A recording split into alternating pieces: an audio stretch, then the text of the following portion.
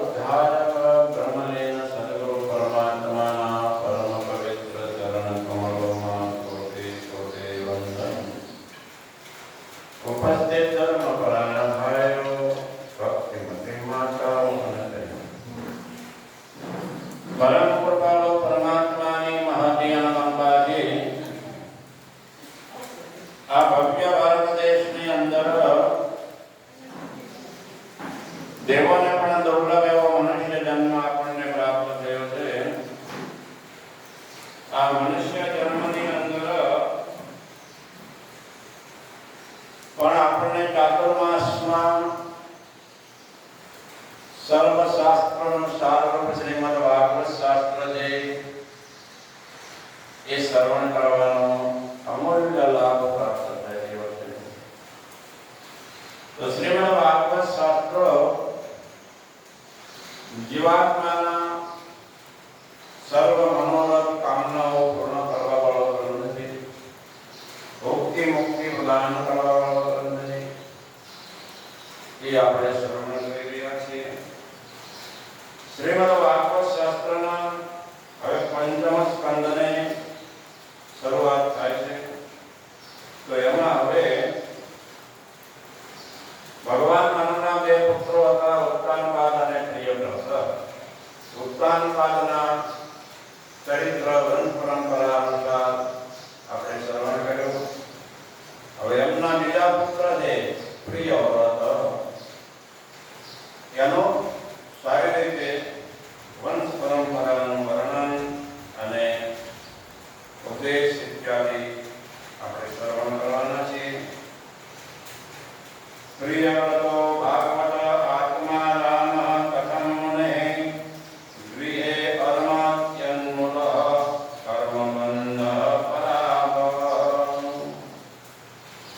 પરીક્ષિત રાજાને સૌદેવજી કહે છે કે જે આ મનુ ભગવાનનો જે પ્રિયવ્રત પુત્ર હતો એ તો ભગવાનનો બહુ પરમ ભક્ત હતો અને નિરંતર આત્માનો આનંદ લેવા વાળો હતો. નિજાનંદ, દિવ્યાનંદ, પૂર્ણાનંદના મસ્ત લેવા વાળો હતો. તો એવો પ્રિયવ્રત નામનો એમનો પુત્ર છે એ ગૃહે અરમદ. શા માટે? એમ કે ગૃહસ્થાશ્રમમાં એમને પ્રવેશ સ્વીકાર કર્યો. ગૃહસ્થાશ્રમનો કે ગૃહસ્થાશ્રમ કર્મબંધન કરતા પણ થાય છે કે છે. ત્યારે સુંદર રૂપે સૌદેવજી ત્યારે એમને જવાબ આપે છે કે એમને તો ઈચ્છા નહોતી. એક જગ્યા સુંદર હતી, કંદરાની ગુફા હતી. મદ્રાચલ પર્વતની કંદરા ગુફા હતી. એની અંદર એ બેઠા હતા. ત્યાં નારાયણજી એમને સુંદર ઉપદેશ આપતા હતા આત્મબોધનો. એ વખતે કહે છે ભગવાન મનુ આવે છે અને ભગવાન મનુ આવીને પ્રિયવ્રતને ગ્રસ્ત આશ્રમમાં પ્રવેશ કરીને સંતતિ વધારવાનું અર્થાત રાજ્યપાલ ચલાવવાનું કહે છે. પરંતુ પ્રિયવ્રત સ્વીકારતા નથી. બ્રહ્માજીને ખ્યાલ આવે છે તો બ્રહ્માજી એટલે બ્રહ્મલોકથી આવે છે અને બ્રહ્માજી એમને સમ્યક પ્રકારથી સમજાવે છે કે જો તમે ઘરે રહીને પણ ભગવાનનું સારી રીતે ભજન કરશો તો તમને મોહ માયા નહીં થાય. અને જો સંસારના વિષયમાં રાગી પુરુષ છે, વનમાં જાય તો એને અહીંયા દોષો દેખાય છે.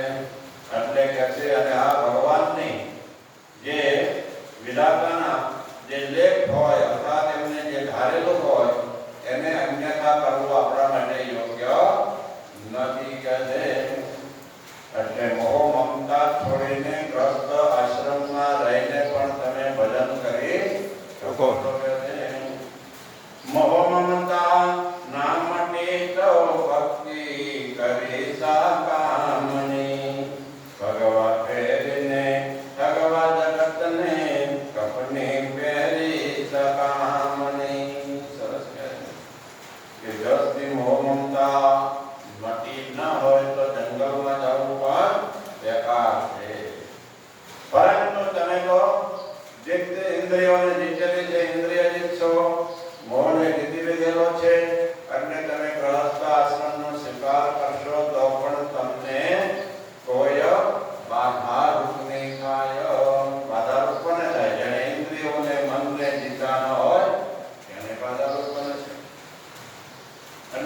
પ્રકારથી કે છે બ્રહ્માજી એમને સમજાવે છે અને પછી પ્રિયવ્રત ગ્રસ્ત આશ્રમમાં આવવા માટે તૈયાર થાય છે કે છે અને મન ભગવાન પછી એમને રાજગાદી ઉપર બેસાડે છે અને રાજગાદી ઉપર બેસાડ્યા પછી સમ્યક પ્રકારથી બ્રાહ્મ મુહૂર્તમાં જાગે છે, ભગવાનનું ભજન પૂજા પાઠ કરે છે.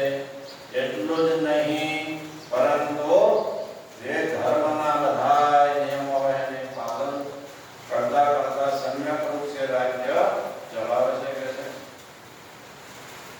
અને નિરંતર કે છે ભગવાનનું ભજન કરતા કરતા કે છે એમના દ્વારા એમને અગ્નિધ્ર નામના પુત્ર થાય છે અને એ અગ્નિધ્ર નામના પુત્રના પરંપરામાં પછી કહે છે નાભી નામના પુત્ર થાય અને નાભી રાજાના ત્યાં કહે છે સ્વયં ભગવાન અંશ રૂપ છે ઋષભદેવના રૂપ છે પ્રગટ થાય છે કહે છે અને ઋષભદેવના સાક્ષાત જે